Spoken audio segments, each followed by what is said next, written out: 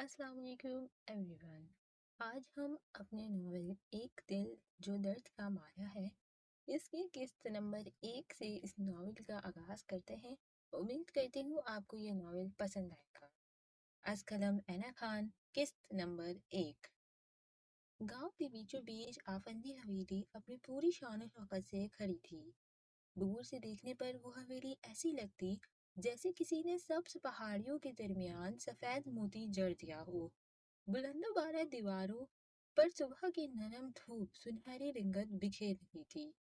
مرکزی دروازے کے پار قدم رکھتے ہی ایک کشادہ صحن دکھائی دیتا جس کے بیچوں بیچ سنگ مرمر کا فوارہ لگا ہوا تھا جس کا پانی آہستہ آہستہ گرتا اور صحن میں ٹھنڈک گھول دیتا۔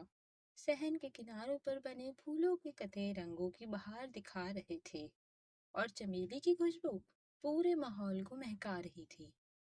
وہی صبح سویرے کچن میں موجود قدرت بھی جو جلدی جلدی ناشتہ بنانے میں مصروف تھیں۔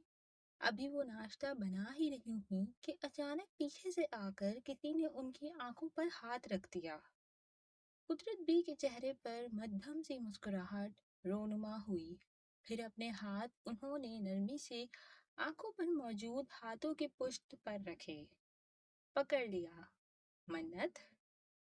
منت نے قدرت بی کی آنکھوں سے ہاتھ ہٹائے اور ڈرامائی ناراضگی کا اظہار کرتے ہوئے بولی، کیا قدرت بی آپ ہمیشہ پہچان لیتی ہیں؟ ہاں پہچانوں گی کیسے نہیں؟ قدرت بی نے نرمی سے منت کے ہاتھ تھامے۔ ماں ہمیشہ اپنے بچوں کے لفظ سے واقف ہوتی ہے۔ منت نرمی سے ان کے گلے لگ گئی۔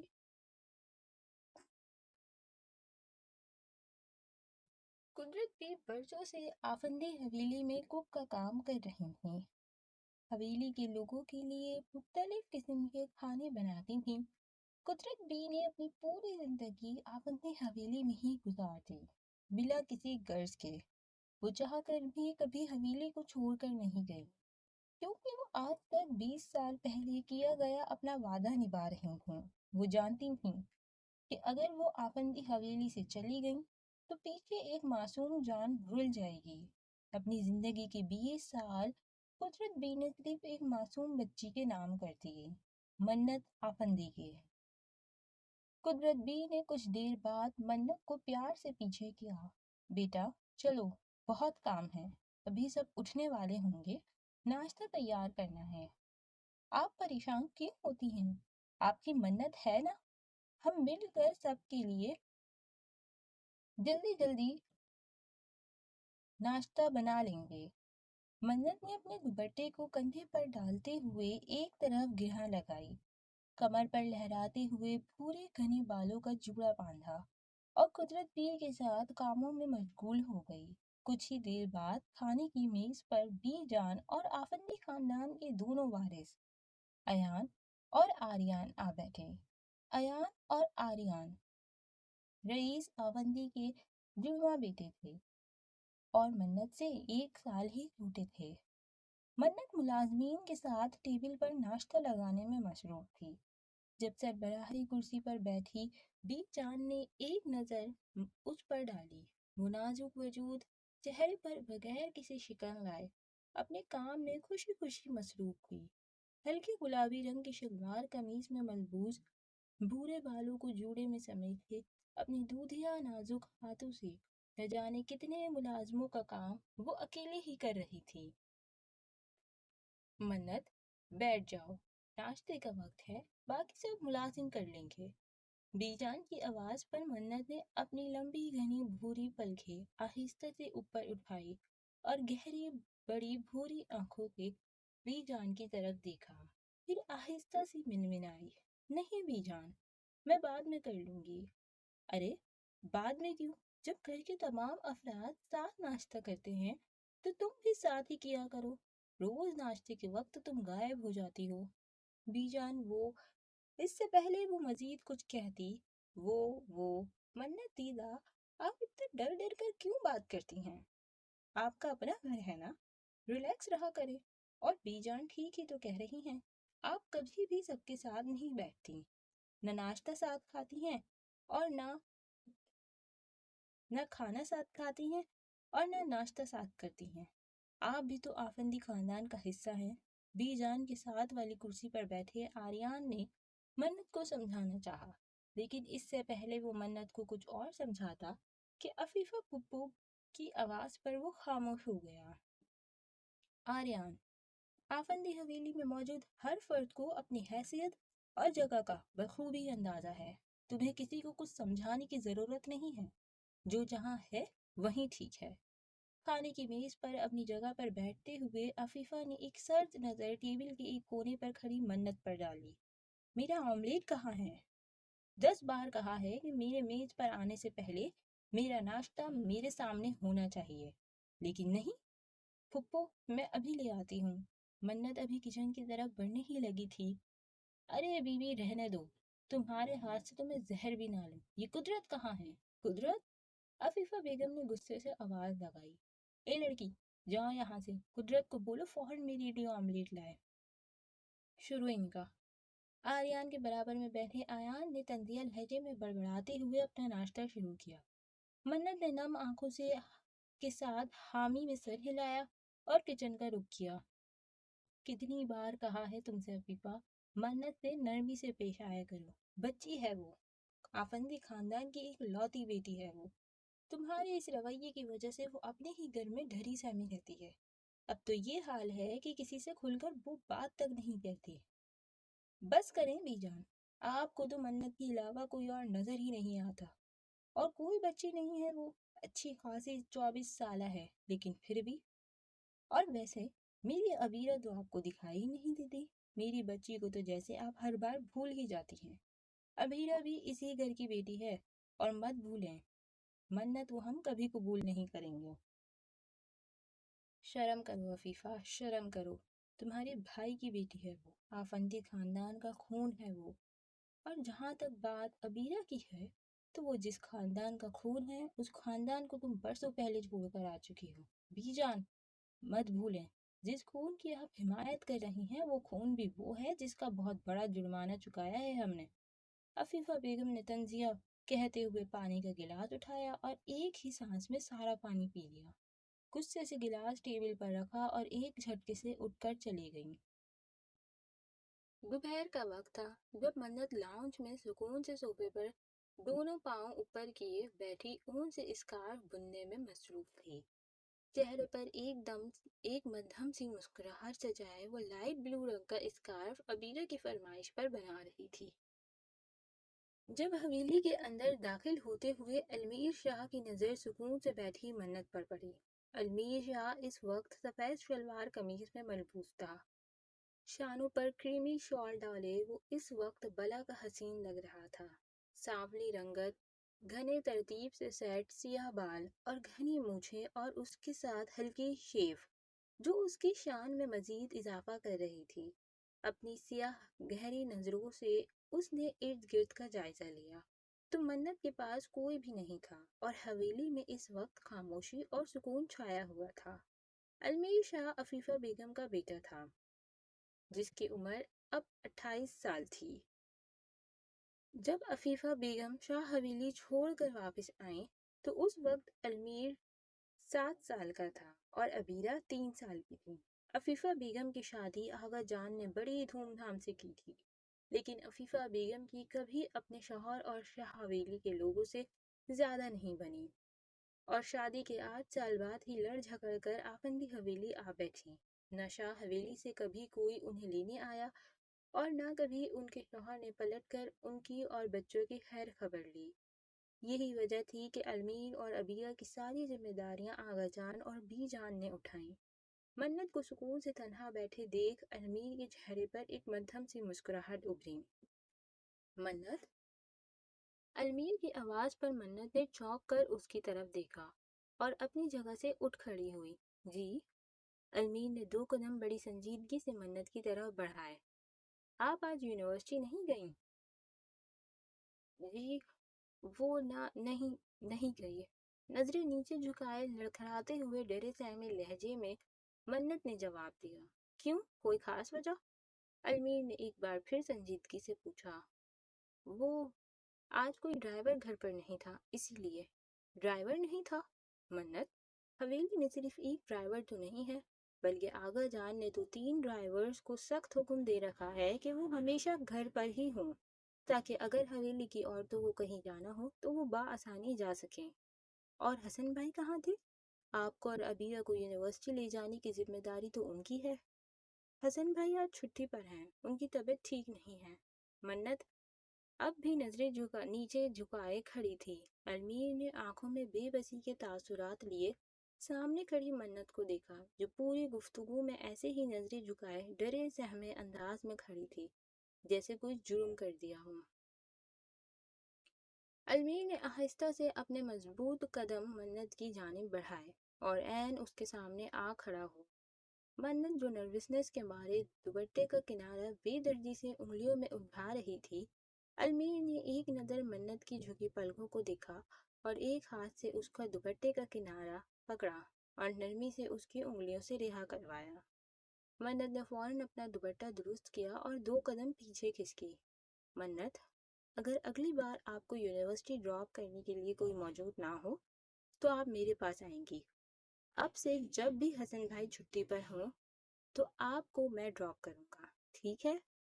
المیر نے نرمی سے کہتے ہوئے تائیدی نظروں سے اسے دیکھا، جیسے جاننا چاہ رہا ہو کہ کیا اس کی بات منت کو سمجھ آئی بھی ہے یا نہیں۔ منت نے کچھ دیر خاموش رہنے کے بعد حامی میں سر ہلایا اور سوال کیا، اب میں جاؤں؟ المیر نے گہری سانس لیتے ہوئے قدم پیچھے کو دھکیلے اور بغیر کچھ کہے ہی وہاں سے چلتا ہو چلا گیا۔ منت اسے جاتا دیکھ کچھ ریلیکس ہوئی۔ منت المیر سے 4 سال چھوٹی تھی۔ بچپن سے ہی المیر کو منت گڑیا جیسی نازک لگتی تھی۔ وہ بچپن سے ہی منت کا بہت خیال رکھتا تھا۔ ہمیشہ المیر کی نظریں صرف منت کو ہی تلاش کرتی تھیں۔ بچپن سے ہی المیر منت کی طرف آفندی حویلی کے لوگوں کا برا رویہ دیکھتا آ رہا تھا۔ وہ یہ بات جانتا تھا کہ منت کو صرف بی جان اور نوشین مامی، جو رئیس آفندی کی زوجہ تھی، یہ 2 ہی لوگ منت کے ساتھ پیار سے پیش آتی تھیں۔ لیکن نوشین مامی کے انتقال کے بعد منت کو صرف قدرت بھی نہیں سنبھالا تھا۔ نوشین کے جانے کے بعد بی جان منت کا خاص خیال نہ رکھ سکی، کچھ عفیفہ بیگم کی وجہ سے تو کچھ ایان اور آریان کی دیکھ بھال کی وجہ سے۔ آہستہ آہستہ منت آفندی حویلی کے تمام افراد سے دور ہوتی گئی۔ نہ صرف دور بلکہ سب سے ڈرنے بھی لگی تھی۔ وہ اگر کسی کے ساتھ ریلیکس اور خوش رہتی تھی تو یا تو وہ قدرت بھی تھی، جنہوں نے نوشین کے جانے کے بعد منت کو پالا تھا، یا تو عبیرہ کے ساتھ، کیونکہ عبیرہ بچپن سے ہی منت کے آگے پیچھے گھومتی رہتی تھی۔ وہ دونوں کزن سے زیادہ ایک دوسرے کی بہترین دوست بھی تھیں۔ ایان اور آریان کی پیدائش کے کچھ ہی عرصے بعد نوشین بیگم رضائے الہی سے اس دنیا سے رخصت ہو گئیں۔ اس وقت منت صرف 5 سال کی تھی اور ایان اور آریان 4 سال کے تھے۔ تینوں کی ذمہ داری اب رئیس آفندی پر آ چکی تھی۔ منت انہیں ایک نظر نہیں بھاتی تھی اور نہ کبھی انہوں نے اسے اپنی بیٹی مانا اور نہ بیٹیوں والا پیار دیا، ہمیشہ اسے صرف ڈانٹا ہی تھا۔ ایان اور آریان دونوں ہم عمر تھے اور گاؤں کی ذمہ داریاں اور زمینوں کی بھاگ دوڑ کے ساتھ ان دونوں کو سنبھالنا آسان نہ تھا۔ اسی لیے ایان اور آریان کی پرورش بی جان اور عفیفہ بیگم نے مل کر کی، جبکہ منت کی ذمہ داری کی کسی نے نہ اٹھائی اور نوشین سے کیے گئے وعدے کا مان رکھتے ہوئے اسے قدرت بھی نہیں شروع سے سنبھالا۔ آ گئے میرے دونوں بچے۔ المیر اور آریان کو آتا دیکھ آغا جان کا چہرہ خوشی سے کھل اٹھا۔ سر پر شان سے سفید پگڑی باندھے ولی احمد آفندی نے دونوں کا استقبال کیا۔ ولی احمد آفندی کئی سالوں سے گاؤں کے لوگوں کی خدمت بچ جڑے تھے۔ ولی احمد آفندی کے والد اس گاؤں کے سردار تھے اور ان کے جانے کے بعد ولی احمد آفندی اس گاؤں کے سردار بنے۔ گاؤں کے لوگوں کے تمام مسائل حل کرنے کے ساتھ ساتھ وہ گاؤں کے لوگوں کی ہر طرح سے مدد بھی کرتے تھے۔ ولی احمد کے انصاف کے چرچے پورے گاؤں میں مشہور تھے، اور تو اور گاؤں کے لوگ آنکھ بند کر کر ولی احمد پر بھروسہ بھی کرتے تھے۔ آج ولی احمد آفندی اپنی پرانی زمین پر موجود تھے، وہ زمین جو 2 گاؤں کے درمیان تھی۔ ویسے تو اس زمین کی دیکھ ریکھ کی ذمہ داری رئیس آفندی کے ہاتھوں میں تھی، جو 22 سال پہلے خود ولی احمد آفندی نے انہیں سونپی تھی، لیکن اب وہ یہ ذمہ داری المیر اور آریان کے ہاتھوں میں دینا چاہتے تھے۔ اسی غرض سے ان دونوں کو یہاں بلایا گیا تھا۔ جی آقا جان، آپ نے بلایا اور ہم آ گئے، آریان نے خوش دلی سے جواب دیتے ہوئے آغا جان کے ہاتھ پر بوسہ دیا، تو آغا جان نے فخر سے اس کے سر پر ہاتھ پھیرتے ہوئے اس کی پیٹھ تھپتھپائی۔ المیر بیٹا، تم ایک وقت سے رئیس کے ساتھ اس زمین کو سنبھال رہے ہو اور اس زمین کی دیکھ ریکھ سے واقف ہو، اس لیے ہم چاہتے ہیں کہ اب سے اس زمین کی تمام ذمہ داریاں آریان اور تمہارے حوالے کر دی جائیں۔ خوشی خوشی آغا جان نے اپنا فیصلہ سنایا، لیکن یہ فیصلہ سن کر آریان کے چہرے کی چمک ایک دم سے اڑ گئی، مگر وہ کچھ بولا نہیں، بس خاموش رہا۔ جبکہ المیر یہ جان کر یکدم خاموش ہو گیا۔ اپنا فیصلہ سنا کر آغا جان وہاں سے خوشی خوشی چلے گئے۔ انہیں اور بھی کئی کام تھے، اسی لیے انہوں نے المیر کی ذمہ داری لگائی کہ وہ آریان کو اس زمین کا دورہ کروا دے۔ المیر کے چہرے پر سنجیدگی لیے شانوں پر شال ڈالے، دونوں ہاتھ پیچھے کی طرف باندھے کھڑا تھا، نظریں دور گاڑے وہ گہری سوچ میں مبتلا تھا، جب آریان کے سوال پر اس کے خیالات میں خلل آیا۔ یہ زمین کتنے رقبے پر پھیلی ہوئی ہے لالا؟ یہ زمین پورے 400 رقبے پر پھیلی ہوئی ہے آریان، المیر نے ایک بار پھر سنجیدگی سے ہی جواب دیا۔ اب آریان اپنے ارد گرد خاموشی سے کھڑا جائزہ لے رہا تھا۔ لالا، ایک بات تو بتائیں، میں نے کبھی یہ نوٹ نہیں کیا، لیکن بظاہر دیکھنے سے ایسا معلوم ہوتا ہے کہ جیسے یہ زمین ہمارے گاؤں کی حدود سے باہر کا حصہ ہے نا؟ آپ خود دیکھیں۔ آریان، ایک بات ہمیشہ یاد رکھنا، یہ زمین آفندی خاندان کے لیے اور گاؤں کے لوگوں کی بہت اہم ہے۔ اس ایک زمین کو حاصل کرنے کے لیے آفندی خاندان نے اپنا بہت کچھ گنوایا ہے۔ اس ایک زمین کی بدولت گاؤں کے کتنے گھروں میں مفت اناج فراہم کیا جاتا ہے۔ یہ صرف ایک معمولی زمین نہیں ہے، بلکہ آفندی اور ہمدانی خاندان کے درمیان دشمنی کی جڑ بھی ہے۔ 20 سال پہلے جو کچھ ہوا وہ صرف اس زمین کو حاصل کرنے کے لیے ہی ہوا تھا۔ سنجیدگی کے ساتھ اپنی بات مکمل کر کے المیر اب گاڑی کی جانب چل دیا۔ لالا، یہی تو جاننا تھا، ایسا کیا ہوا تھا 20 سال پہلے جو آپ سب ہم سے چھپاتے ہیں؟ بی جان سے پوچھو تو وہ بھی کوئی جواب نہیں دیتی، منت اور عبیرہ کو کچھ پتا ہی نہیں۔ آپ جانتے ہیں تو بتائیں، ایسا کیا ہوا تھا 20 سال پہلے؟ تجسس سے سوال کرتے ہوئے آریان المیر کے پیچھے پیچھے چل دیا۔ آریان کے سوال کو نظر انداز کرتے ہوئے المیر گاڑی میں جا بیٹھا۔ آریان کے مزید اصرار کرنے پر المیر نے ایک نظر اسے دیکھا۔ آریان، وقت آنے پر سب جان جاؤ گے، ابھی یہ سوچو کہ کل سے صبح صبح تمہیں میرے ساتھ اب زمین پر آنا ہوگا، جو تمہارے لیے بہت مشکل کام ہے۔ لہٰذا 20 سال پہلے کیا ہوا، اس بات کی تفتیش کے بجائے یہ سوچو کہ صبح جلدی اٹھ کر زمین پر کیسے پہنچو گے۔ المیر نے آئیبرو اچکاتے ہوئے آریان کو کل کے لیے فکر مند کرنے کی کوشش کی، جس پر آریان نے بے فکری کا مظاہرہ کرتے ہوئے ہنس پڑا۔ لالا، فکر نہ کریں، منت دینا ہے نا؟ ان کے ہوتے ہوئے مجھے ایسی چھوٹی موٹی چیزوں کے لیے فکر مند ہونے کی ضرورت نہیں۔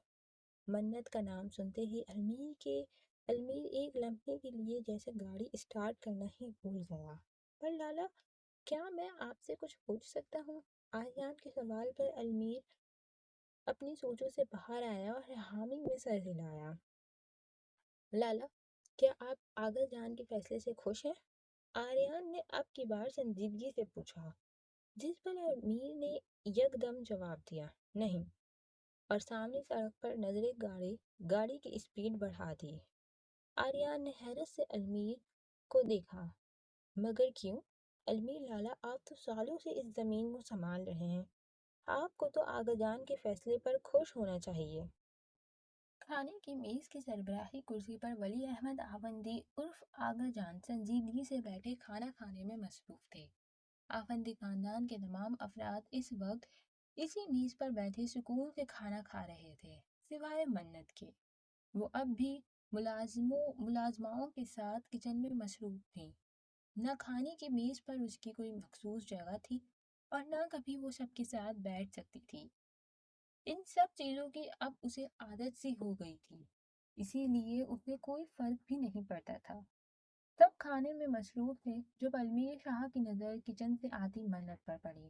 سفید شلوار قمیص میں ملبوس وہ اس وقت بلا کی حسین لگ رہی تھی۔ لمبی گھنی زلفیں جنہیں اس نے ایک چھوٹے سے کیچڑ میں قید کیا ہوا تھا، البتہ وہ مکمل طور پر قید نہ تھے، صرف ہاف بال ہی کیچڑ کے شکنجے کا شکار تھے، باقی تو اب بھی اس کی کمر پر لاپرواہی سے لہرا رہے تھے۔ سفید دودھیا رنگت لیے اس کا چہرہ جو سفید لباس میں بھی چمک رہا تھا، اور گہری ڈارک براؤن آنکھیں جن پر بھوری گھنی پلکوں کے سائے تھے۔ علمیر شاہ کچھ پل کے لیے منت کو دیکھتا ہی رہ گیا۔ منت ہاتھوں میں میٹھی کی ڈش تھامے کھانے کی میز کے قریب آئی، بغیر کچھ کہے خاموشی سے ڈش رکھی اور واپس کچن کی جانب مڑ گئی۔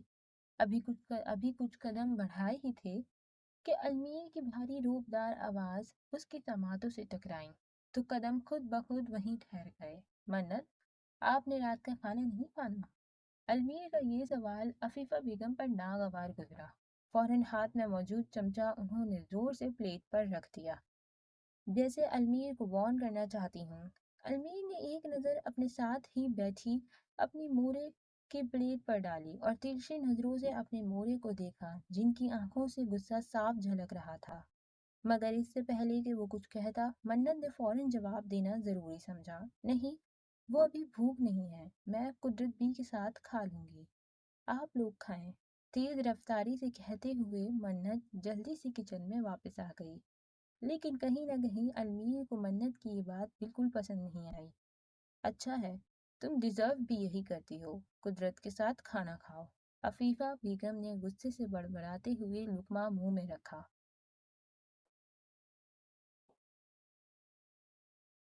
کھانے کے بعد ہمیشہ کی طرح سب اپنے اپنے کمروں میں آرام کرنے جا چکے تھے اور اس وقت حویلی میں مکمل خاموشی اور سناٹا تھا۔ علمیر شاہ بھی اس وقت اپنے کمرے میں ہی موجود تھا۔ جب پانی کی پیاس بجھانے کے لیے سائڈ ٹیبل سے پانی کا جگ اٹھایا تو وہ خالی رکھا تھا۔ رات کا وقت تھا اور وہ رات کو سوتے وقت ہمیشہ سفید شلوار قمیص میں ہی ملبوس ہوتا۔ فی الحال پانی کا جگ بھرنے کے لیے علمیر نے کچن کا رخ کیا۔ جب علمیر کچن کے پاس آیا تو کھانے کی میز پر منت خاموشی سے بیٹھی کھانا کھانے میں مصروف تھی۔ منت کو دیکھ علمیر کے چہل قدم وہیں میز سے تھوڑا دور رک گئے۔ وہ بہت مزے کے ساتھ آرام سے کھانا کھا رہی تھی، جیسے اکیلی ہی اپنی کمپنی انجوائے کر رہی ہو۔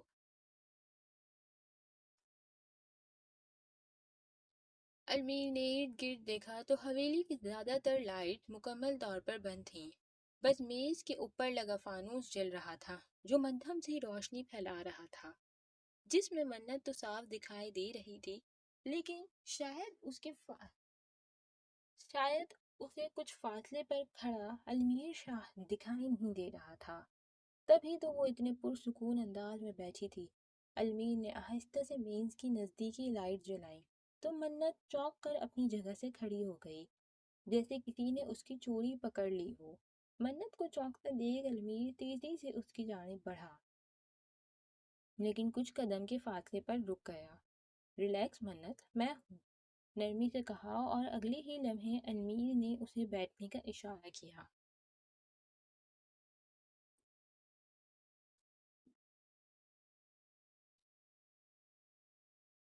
منت ابھی بھی یوں ہی کھڑی پریشان نظروں سے علمیر کو دیکھ رہی تھی۔ علمیر نے ایک گہری نظر اس کے پریشان چہرے پر ڈالی، پھر کرسی کو نرمی سے کھسکاتے ہوئے سرگوشی بھرے لہجے میں کہا، بیٹھ جاؤ منت، جسے منت نے علمیر کا آرڈر سمجھا اور بغیر کچھ کہے خاموشی سے بیٹھ گئی۔ علمیر شاہ نے منت کی ساتھ والی کرسی کو کھسکاتے ہوئے اسے منت کی کرسی سے تھوڑا دور کیا اور پانی کا جگ میز پر رکھتے ہوئے خود بھی منت کے پاس بیٹھ گیا۔ मन्नत ने तिरछी नजरों से एक नजर साथ बैठे अलमीर को देखा, जो निहायत पुरसुकून अंदाज में कुर्सी से टेक लगाए कोहनी मेज पर रखे मन्नत को ही देख रहा था। मन्नत, जो उसके आने से पहले मजे से खाना खाने में मसरूफ थी, अब उसे अपने पास बैठा देख वो निवाला बनाना भी जैसे भूल गई थी। क्या हुआ मन्नत? क्या मैंने आपको डरा दिया? अलमीर ने नरमी से सवाल किया, जिस पर मन्नत ने फौरन नफरी में सर हिलाते हुए जवाब दिया, नहीं, बस वो अचानक सारी लाइट्स ऑन हो गई इस वजह से।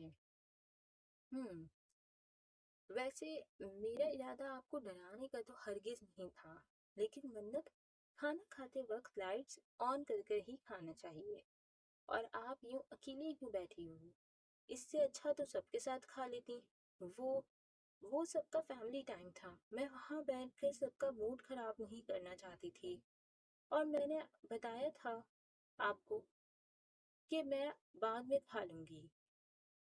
मन्नत ने नजरें तेज पर जमाए कांपते हाथों के साथ निवाला बनाने की कोशिश करते हुए ठहर ठहर कर अलमीर के सवाल का जवाब दिया। अलमीर, जो अब मन्नत के हाथों की जानिब भी देख रहा था, वो देख रहा था कि उसके यहाँ आकर बैठने से पहले मन्नत पुरसुकून अंदाज में बैठी खाना एंजॉय कर रही थी, लेकिन उसके आते ही वो जैसे घबरा सी गई है। अलमीर ने निहायत ही नरमी से मन्नत को पुकारा, मन्नत, फैमिली टाइम था तो आप भी तो इस ही फैमिली का हिस्सा हो, आपको भी सबके साथ बैठना चाहिए।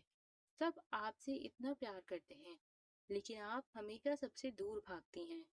और सब छोड़ें, पहले मुझे ये बताएं कि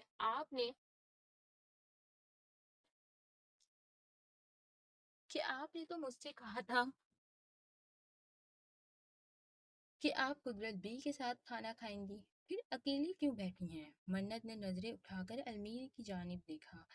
अलमीर को हमेशा से ही मन्नत की परवाह करने की आदत थी, लेकिन कुछ दिनों से अलमीर मन्नत की कुछ ज्यादा ही परवाह कर रहा था, और मन्नत को ये चीज मजीद फिक्रमंद कर रही थी, क्योंकि वो अफीफा पुप्पो की आदत और फितरत से बखूबी वाकिफ थे, और वो ये बात जानती थी कि अफीफा बेगम को ये बात हरगिज पसंद नहीं आएगी। मन्नत ने आहिस्ता से अलमीर की बात का जवाब दिया, वो कुदरत पी की दवा का वक्त हो रहा था, और उस वक्त मुझे भूख नहीं थी, इसीलिए उन्होंने पहले खाना खा लिया। मन्नत कुछ देर खामोश रही, पास ही बैठे अलमीर भी खामोशी से उसे देखता रहा। फिर खामोशी को तोड़ते हुए मन्नत ने पूछा, आपको कुछ चाहिए था? अलमीर ने गहरी खामोश नजरों से मन्नत को एक बार देखा, फिर जग की तरफ इशारा किया, पानी लेने आया था। ओह, गुलबानो भूल गई होगी। वो एकदम खाना छोड़कर खड़ी हुई। लाए, मैं भर देती हूँ। मन्नत ने मेज पर रखे जग की तरफ हाथ बढ़ाया ही था कि अलमीर ने नरमी से उसकी कलाई पकड़ते हुए आंखों के इशारे से मना किया, मैं खुद भर लूंगा। मन्नत, बैठ जाओ, खाना छोड़कर नहीं उठते। मन्नत ने एकदम घबराते हुए अपना हाथ पीछे किया और कुर्सी थोड़े फासले से खिसकाते हुए बैठ गई। नजरें अब मुसलसल अपनी प्लेट पर जमाए वो जल्दी जल्दी निवाले निगलने लगी। उसे देख अलमीर के चेहरे पर गहरी तबस्सुम फैली। सीने पर हाथ बांधे वो यकटक मन्नत को ही देख रहा था, जब अचानक मन्नत के बालों से एक लहर निकलकर उसके चेहरे पर आई। इससे पहले कि मन्नत उस लट को पीछे करती, इतने में अलमीर मन्नत के नजदीक आया और उसके चेहरे पर झुककर एक गहरी नजर उसकी डार्क ब्राउन आंखों पर डालते हुए नरमी से लट उसके कान के पीछे कर दी। अलमीर की इस हरकत पर मन्नत के औजान खता हो चुके थे। घबराते हुए वो पीछे हुई और फौरन अपनी जगह से खड़ी होते हुए किचन में चली गई। अलमीर के लबों पर हल्की सी मायने खेज मुस्कुराहट दौड़ी। मेज पर से हाथ हटाते हुए वो सीधा हुआ ही था कि सामने से आती गुलबानो पर उसकी नजर पड़ी। गुलबानो को जग थमाते हुए उसे पानी कमरे में पहुंचाने का हुक्म दिया और अपने कमरे में चला गया। लेकिन दूर खड़ी अफीफा बेगम आंखों में तेज लिए ये सब मनाजिर देख चुकी थी। ये मंजर एक ऐसे कमरे का है जहाँ किसी और का आना ममनू है। वो कमरा جو صرف ایک شخص کی ملکیت ہے، اور اس وقت وہ شخص اسی کمرے میں موجود تھا۔ نیم تاریکی میں ڈوبے ہوئے اس کمرے کے چاروں طرف بڑی بڑی اسکرینز موجود تھیں، جن کی ہلکی نیلی روشنی اندھیرے کو کاٹ رہی تھی۔ کمرے کے بیچوں بیچ گھومنے والی کرسی پر ایک 32 سالہ خوب رو نوجوان تنہا بیٹھا تھا۔ 6 فٹ لمبا قد، چوڑا شانہ دار جسم، جسے بظاہر دیکھ کر یہ معلوم ہوتا تھا کہ یہ شخص روزانہ گھنٹوں جم میں وقت گزارتا ہے۔ بھورے بے ترتیب بال، مگر بے ترتیب بھی ایسے کہ دیکھنے والے کو ایک بار پھر نظر ڈالنے پر مجبور کر دیں۔ گھنی داڑھی جو ترتیب سے سیٹ تھی، لمبی کھڑی ناک، چہرے پر وہی مخصوص سنجیدگی جو صرف ان لوگوں میں ہوتی ہے جو وقت اور خطرے کے مالک ہوتے ہیں۔ اس وقت وہ سیاہ شرٹ میں ملبوس شرٹ اس کے چوڑے سینے کو ایسے گلے لگائے ہوئے تھی جیسے اسی کی شان بڑھانے کے لیے ہی بنی ہو۔ شرٹ کے بازو کونیوں تک فولڈ تھے، جس کی وجہ سے اس کے بازوؤں کی پھولی ہوئی رگیں صاف نمایاں ہو رہی تھی، جیسے انہیں بڑی مہارت سے تراشا گیا ہو۔ شہد جیسی گہری بھوری آنکھیں جو اس وقت سامنے موجود اسکرین پر گڑی ہوئی تھی۔ چاروں طرف ہر اسکرین پر ایک ہی چہرہ بار بار نظر آ رہا تھا۔ کبھی کسی اسکرین پر وقفے وقفے سے تصویریں بدلتی تو کہیں اسکرین پر ویڈیوز کی صورت میں۔ یہ کوئی معمولی ویڈیوز نہیں بلکہ CCTV فوٹیجز تھیں۔ ایسا معلوم ہو رہا تھا جیسے ہر زاویے سے ایک ہی چہرے پر نظر رکھی جا رہی ہو۔ کہیں وہ لڑکی ہنس رہی ہوتی تو کہیں پارک میں تنہا بیٹھی ہوتی۔ ہر مسکراہٹ، ہر زاویہ اور ہر پل پر جیسے اس شخص کی نظروں کا پہرا ہو۔ وہ محض دیکھنا نہیں بلکہ خاص طور پر ایک نازک وجود پر نگرانی تھی۔ اس کے چہرے پر ایک گہری مسکراہٹ ابھری، وہی مسکراہٹ جو دوست کو بھی خوفزدہ کر دے اور دشمن کو بھی موت کی خبر دے دے۔ کرسی کے ہینڈ ریسٹ پر اس کی انگلیاں ہلکی ہلکی ردھم میں بج رہی تھیں، ایک پرسکون مگر خطرناک ردھم، جیسے کوئی شخص صبر کرنے کے آخری درجے پر بیٹھا ہو اور بس ایک لمحے میں سب کچھ بدل دینے کی طاقت رکھتا ہو۔ اسکرین پر گہری نظریں گاڑے ہوئے اس کے چہرے پر معنی خیز مسکراہٹ پھیلی۔ بہت جلد تم میرے ساتھ ہوگی رو، میری رو۔ اس وقت اس کے علاوہ کمرے میں کوئی اور شخص موجود نہ تھا، بس باہر دروازے پر اس کا رائٹ ہینڈ مت کھڑا پہرا دے رہا تھا۔ To be continued. ملتے ہیں اگلے ایپیسوڈ میں، تب تک کے لیے اللہ حافظ۔